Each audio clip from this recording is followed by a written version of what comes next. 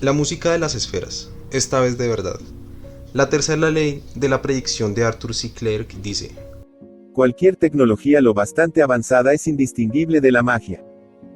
me gustaría añadir una observación, ampliamente justificada por nuestra reflexión. La tecnología de la naturaleza, con la que se construye el mundo material, es muy avanzada. Por fortuna, la naturaleza nos deja estudiar sus trucos. Prestando mucha atención, nosotros mismos nos volvemos magos. Hipótesis escandalosas. En el mundo cuántico de los átomos y la luz, la naturaleza nos obsequia con un espectáculo de proezas extrañas y aparentemente imposibles. Dos de estas proezas parecían, cuando se descubrieron, especialmente imposibles. La historia temprana de la teoría cuántica es complicada. Otras paradojas menos directas tuvieron también un papel importante para guiar el pensamiento de los pioneros. Y la gente también se metió en muchos callejones sin salida. Aquí he esbozado una historia clara y relativamente simple, que es una idealización extrema de la historia real. En la historia, a diferencia de lo que ocurre con la estructura profunda de la naturaleza, lo real y lo ideal difieren enormemente. Un sabio maestro, el padre Jim Maley de la Compañía de Jesús, me obsequió una valiosa perla. Es más santo pedir perdón que pedir permiso. Una se refiere a la luz, la otra a los átomos. La luz viene en paquetes. Esto se demuestra por el efecto fotoeléctrico, como lo trataremos en un momento. Fue una conmoción para los físicos. Después de que la teoría electromagnética de Maxwell sobre la luz fuera confirmada por los experimentos de Hertz y luego por muchos otros, los físicos pensaban que habían entendido lo que era la luz, a saber que la luz es una onda electromagnética, pero las ondas electromagnéticas son continuas. Los átomos tienen partes, pero son perfectamente rígidos. Los electrones fueron claramente identificados en 1897 por J. J. Thomson. Los hechos más básicos sobre los átomos se elucidaron en los siguientes 15 años más o menos. En concreto, los átomos consisten en minúsculos núcleos que contienen casi toda la masa y toda su carga positiva, rodeado de los suficientes electrones con carga negativa para que el conjunto sea neutro. Los átomos vienen en diferentes tamaños según el elemento químico, pero todos están en el rango de 10 a la menos 8 centímetros, una unidad de longitud llamada un Armstrong. Los núcleos atómicos, sin embargo, son 100.000 veces más pequeños. La paradoja: ¿cómo puede ser estable una estructura semejante? ¿Por qué los electrones simplemente no sucumben a la fuerza atractiva del núcleo y caen sobre él? Estos hechos paradójicos condujeron a Einstein y a Bohr, respectivamente, a proponer unas hipótesis escandalosas y medio correctas que sirvieron como puntos de apoyo en el empinado ascenso a la teoría cuántica moderna. El efecto fotoeléctrico consiste en que, cuando haces que brille la luz, o mejor aún, la radiación ultravioleta, sobre los materiales adecuados, estos emiten electrones. Los paneles solares, que convierten la luz en electricidad, explotan ese efecto. La idea de que la luz pueda acelerar a los electrones, incrementar su energía y tal vez ocasionalmente hacerles saltar de los átomos no es sorprendente en sí misma. Los campos eléctricos de la luz deberían hacer cosas de ese tipo. Lo chocante era la forma en que ocurría. Podrías esperar que la energía se tomara un tiempo para irse acumulando, de manera que, bajando la intensidad de la luz, no hallarías al principio electrones salientes, pero en vez de eso, el efecto se enciende de manera inmediata. También podrías esperar que la frecuencia de la luz, es decir, su color espectral, fuera menos importante que su fuerza o brillo, y en vez de esto, lo que encuentras es que los colores espectrales cercanos al extremo rojo del espectro son inútiles. Si la luz es demasiado rojiza, se liberan pocos electrones por muy brillante que sea la luz que incide en el material. Einstein explicó estos efectos y otros con su hipótesis del fotón. Según esa hipótesis, la luz viene en unidades, los fotones, que no pueden descomponerse en nada más pequeño. La cantidad de energía en una unidad mínima o cuanto de luz es proporcional a la frecuencia de la luz. Así, los fotones del extremo azul del espectro tienen cerca del doble de energía que los fotones del extremo rojo, y los fotones ultravioletas tienen aún más. La hipótesis del fotón da una explicación simple y cualitativa a los elementos paradójicos del efecto fotoeléctrico. Como cada fotón suministra o bien toda su energía o bien ninguna, no hace falta ninguna acumulación gradual ni un tiempo de arranque. Como los fotones rojizos suministran menos energía, son menos efectivos. Y si no tienen bastante energía para liberar un electrón, simplemente no lo hacen. La hipótesis del fotón de Einstein no era parte de un gran sistema como las ecuaciones de Maxwell o la mecánica celeste de Newton. De hecho, contradecía esencialmente lo que parecía ser la implicación directa de las ecuaciones de Maxwell. Explicaba algunos hechos a costa de socavar el marco existente, y de gran éxito, que explicaba muchos otros. Era escandalosa. Al nominar a Einstein para la Academia Prusiana de las Ciencias, en 1913, Planck escribió: el hecho de que alguna vez pueda haber errado el tiro con sus especulaciones, como por ejemplo con su hipótesis de los cuantos de luz, no se le puede echar demasiado en cara, realmente, porque no es posible introducir ideas realmente nuevas, incluso en las ciencias exactas, sin arriesgarse de vez en cuando. Einstein había introducido los cuantos de luz, o lo que ahora llamamos fotones, en 1905, 8 años antes. 8 años más tarde, en 1921, cuando recibió el premio Nobel, fue el trabajo de Einstein sobre los cuantos de luz el que fue citado específicamente. Para entonces había demostrado su valor. Para abordar nuestra segunda paradoja, la paradoja de los átomos estables y rígidos, Niels Bohr introdujo la idea de que los átomos solo pueden existir en estados estacionarios. En la mecánica clásica, las posibles órbitas abarcan un continuo, como vimos en la montaña de Newton. Bohr propuso que en un átomo los electrones orbitan alrededor de un núcleo, atados a él por fuerzas eléctricas, pero que solo un subconjunto discreto de órbitas es posible. Para el átomo más simple, el de hidrógeno, propuso una regla simple y precisa para identificar cuáles eran esas órbitas. Para expertos, el requisito es que la integral del momento ponderada por la longitud, la llamada integral de acción, tomada sobre la órbita, tiene que ser un número entero de veces la constante de Planck. Cuando un electrón sigue una de las órbitas permitidas, decimos que el átomo está en estado estacionario. El electrón permanece en esa órbita concreta mientras no le golpees con demasiada fuerza, porque las otras posibles órbitas son todas muy diferentes, y un golpecito con el codo no basta para llevarlo allí. Por último, los átomos no se colapsan porque todas las órbitas permitidas mantienen a los electrones a una distancia segura del núcleo. La hipótesis del estado estacionario de Bohr tampoco era parte de un gran sistema. De hecho, contradecía lo que parecía ser la implicación directa de una teoría de gran éxito, la mecánica de Newton. ¿Quién era Bohr para decir a los electrones dónde podían estar o no?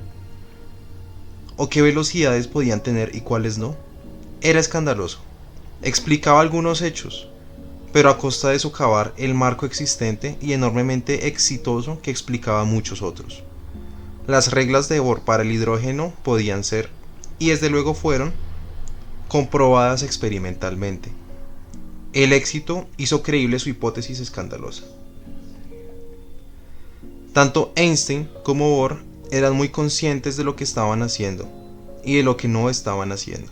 Al proponer sus hipótesis escandalosas, no estaban proponiendo unas teorías del todo coherentes, ni siquiera grandes síntesis al estilo de la mecánica celeste de Newton o del electromagnetismo de Maxwell, más bien en el espíritu explorador de Pitágoras o del trabajo de Newton sobre la luz o el de Maxwell sobre la percepción.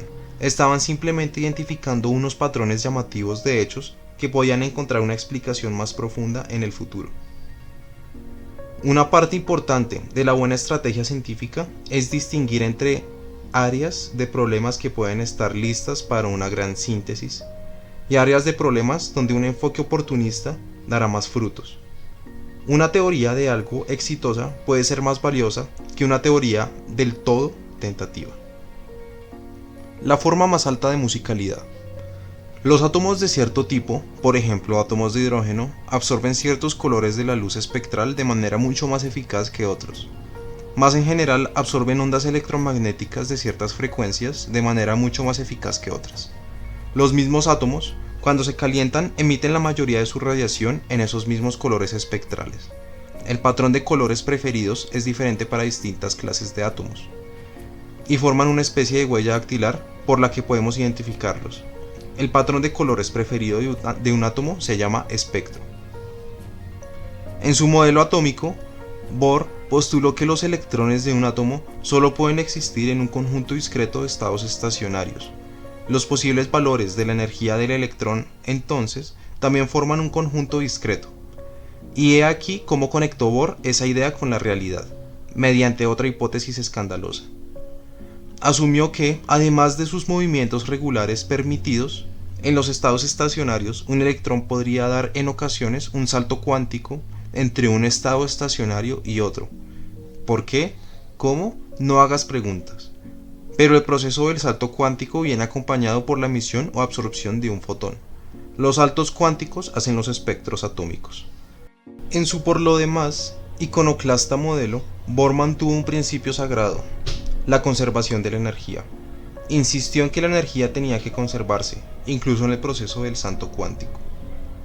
Pero la energía de un fotón, según Einstein, es proporcional a la frecuencia, y su frecuencia está codificada en su color, y entonces las ideas de Bohr convergen en un paquete predictivo. Los colores del espectro de un átomo reflejan sus posibilidades de transición entre estados estacionarios y revelan las diferencias de energía entre sus estados estacionarios. El modelo de Bohr, al predecir esas energías, predijo los colores del espectro del hidrógeno y funcionó. Reflexionando sobre el trabajo de Bohr, Einstein escribió: que este fundamento inseguro y contradictorio fuera suficiente para permitir a un hombre con el instinto y el tacto únicos de Bohr para descubrir las leyes principales de las líneas espectrales y de las capas electrónicas de los átomos me pareció un milagro, y sigue pareciéndomelo incluso hoy. Esta es la forma más alta de musicalidad en la esfera del pensamiento. Einstein se equivocaba en esto. Sin embargo, la mejor música estaba aún por llegar. La nueva teoría cuántica, los átomos como instrumentos musicales. El éxito de Bohr dejó a los teóricos con un problema de ingeniería inversa. Su modelo aportaba una caja negra como descripción de los átomos, que describía qué hacían pero no cómo. Al esbozar la respuesta a una pregunta desconocida, Bohr había inaugurado un gran juego de riesgo. Los físicos tenían que encontrar las ecuaciones para las que el modelo de Bohr era la solución. Tras la lucha épica que se prolongó durante más de una década de esfuerzo y debate, emergió una respuesta. Se ha mantenido erguida hasta hoy mismo y sus raíces han crecido a tal profundidad que parece improbable que se venga abajo algún día.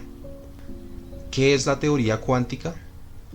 Resulta que describir el comportamiento de la materia a escala atómica y subatómica no requería solo añadir algo a lo que se sabía antes, sino también construir un marco radicalmente diferente, en el que muchas ideas que se creían a salvo tuvieron que abandonarse. El marco conocido como teoría cuántica o mecánica cuántica estaba mayormente fijado hacia finales de los años 30. Desde entonces, nuestras técnicas para bregar con los desafíos matemáticos que impone la teoría cuántica han mejorado enormemente, y hemos alcanzado una comprensión mucho más detallada y penetrante de las principales fuerzas de la naturaleza, como veremos en los siguientes capítulos. Pero esos avances han ocurrido dentro del marco de la teoría cuántica. Muchas teorías físicas pueden describirse como afirmaciones razonablemente específicas sobre el mundo físico. La relatividad especial, por ejemplo, es básicamente la doble afirmación de la simetría galileana junto a la invariancia de la velocidad de la luz. La teoría cuántica, como se entiende hoy, no es como eso. La teoría cuántica no es una hipótesis específica, sino una red de ideas estrechamente entrelazadas. No estoy insinuando que la teoría cuántica sea vaga, no lo es. Con raras, y por lo general transitorias, excepciones, cuando se enfrentan con cualquier problema físico concreto, todos los profesionales competentes de la mecánica cuántica coinciden sobre lo que significa abordar ese problema usando la teoría cuántica. Pero pocos, si es que hay alguno, podrían decir exactamente qué suposiciones han hecho para llegar ahí. Llegar a un acuerdo con la teoría cuántica es un proceso por el cual el trabajo te enseñará cómo hacerlo. Vamos a ello. Funciones de onda, nubes de probabilidad y complementariedad. En la descripción cuántica del mundo, los objetos fundamentales no son partículas que ocupan posiciones en el espacio, ni los fluidos de Faraday y Maxwell, sino funciones de onda. Cualquier pregunta física válida sobre un sistema físico puede responderse consultando su función de onda. Pero la relación entre la pregunta y la respuesta no es directa. Tanto la manera en que las funciones de onda responden preguntas como las respuestas que dan tienen unas propiedades sorprendentes, por no decir extravagantes. Aquí me centraré en los tipos concretos de función de onda que necesitamos para describir el átomo de hidrógeno y descubrir su musicalidad. Para más información, véase Términos del arte, sobre todo las entradas teoría cuántica y función de onda. Lo que nos interesa, entonces, es la función de onda que describe a un solo electrón atado por fuerzas eléctricas a un protón minúsculo y mucho más pesado. Antes de tratar la función de onda del electrón, haremos bien en describir su nube de probabilidad. La nube de probabilidad está muy relacionada con la función de onda. La nube de probabilidad es más fácil de entender que la función de onda y su significado físico es más obvio, pero menos fundamental. Estas afirmaciones proféticas tomarán cuerpo en un momento. En la mecánica clásica, las partículas ocupan a cualquier tiempo dado alguna posición definida en el espacio. En la mecánica cuántica, la descripción de la posición de una partícula es muy diferente. La partícula no ocupa una posición definida a cada tiempo. En vez de eso, se le asigna una nube de probabilidad que se extiende por todo el espacio. La forma de la nube de probabilidad puede cambiar con el tiempo, aunque no lo hace en algunos casos muy importantes como veremos pronto. Como su nombre indica, podemos visualizar la nube de probabilidad como un objeto extendido que tiene en cada punto alguna densidad no negativa, es decir, positiva o cero. La densidad de la nube de probabilidad en un punto representa la probabilidad relativa de encontrar la partícula en ese punto. Así, es más probable encontrar la partícula donde la densidad de su nube de probabilidad es alta y menos probable encontrarla donde la densidad de la nube es baja. La mecánica cuántica no da ecuaciones simples para las nubes de probabilidad. Más bien, las nubes de probabilidad se calculan a partir de las funciones de onda. La función de onda de una partícula individual, como su nube de probabilidad, asigna una amplitud a todas las posibles posiciones de la partícula. En otras palabras, asigna un número a cada punto del espacio. La amplitud de la función de onda es un número complejo, de modo que la función de onda es una asignación de un número complejo a cada punto del espacio. Si esto te resulta un territorio poco familiar, tal vez quieras consultar Términos del arte o simplemente interpretarlo como poesía. No nos apoyaremos en las propiedades detalladas de los números complejos, por muy bellas que sean. Para plantear preguntas, tenemos que llevar a cabo experimentos particulares que sondeen la función de onda de distintas formas. Podemos hacer, por ejemplo, experimentos que midan la posición de la partícula, o experimentos que midan el momento de la partícula.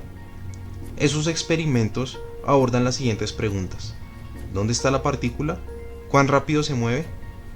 ¿Cómo responde la función de onda a esas preguntas? Primero hace un procesamiento y luego te da probabilidades. Para la cuestión de la posición, el procesamiento es muy simple. Tomamos el valor o amplitud de la función de onda, un número complejo, recuerda, y elevamos su magnitud al cuadrado. Esto nos da, para cada posible posición, un número positivo o cero. Ese número es la probabilidad de encontrar la partícula en esa posición, como ya hemos visto. Para la cuestión del momento, el procesamiento es bastante más complicado y no voy a intentar describirlo en detalle. Para averiguar la probabilidad de observar cierto momento, primero tienes que hacer una medida ponderada de la función de onda. La manera exacta de hacer la ponderación depende del momento en el que estés interesado y luego elevar esa medida al cuadrado. Responder a estas preguntas requiere diversas formas de procesar la función de onda que resultan ser mutuamente incompatibles. Es imposible, según la teoría cuántica, responder ambas preguntas al mismo tiempo. No puedes hacerlo, por más que cada pregunta sea por sí misma perfectamente legítima y tenga una respuesta informativa. Si alguien descubriera cómo hacerlo de manera experimental, habría refutado la teoría cuántica, porque la teoría cuántica dice que no se puede hacer. Einstein intentó de manera insistente concebir experimentos de ese tipo, pero nunca tuvo éxito, y al final admitió su derrota. 3 puntos esenciales son: obtienes probabilidades, no respuestas definitivas. No obtienes acceso a la función de onda en sí misma, sino solo un vistazo a sus versiones procesadas. Responder preguntas distintas puede requerir procesar la función de onda de distintas formas. Cada uno de estos puntos plantea grandes temas. El primero plantea el asunto del determinismo. ¿Es calcular probabilidades realmente lo mejor que podemos hacer? El segundo plantea el asunto de los muchos mundos. ¿Qué describe la función de onda total?